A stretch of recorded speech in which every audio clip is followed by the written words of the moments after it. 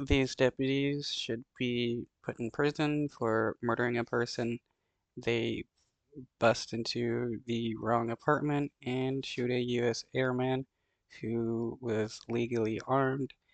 Uh, there is no excuse for what they did.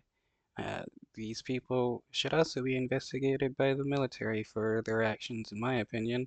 Probably given, life in prison for killing somebody. This happens way too often where cops will bust into the wrong apartment and kill people, either armed or unarmed. Airman will publicly call for answers about the police shooting that took his life. Allison is here now with the details on what we know about this so far. 23-year-old Roger Fortson was killed last weekend. We know that. The Air Force says he was a senior airman deployed with the Special Operations Wing at Hurlburt Field in Florida, and he died at his off-base apartment. A local sheriff's department says a deputy was responding to a disturbance call when he encountered an armed man and shot him. Civil rights attorney Ben Crump says that Fortson was on a FaceTime call with a woman. According to Crump, she says that Fortson was alone when someone knocked on the door, but when he asked who was there was no response. After a much more aggressive knock a few minutes later, Fortson checked the peephole but didn't see anyone. And that's when the woman says that he became concerned. He got his gun, which he owned legally. Then deputy.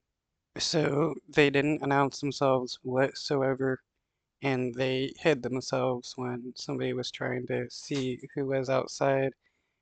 It's pretty illegal. Cops are required to announce themselves. Deputies burst through that door, saw him with a gun, and fired. According to Crump, the woman said there was no disturbance during her call with Fortson, and she believes deputies went to the wrong apartment. The lawyer.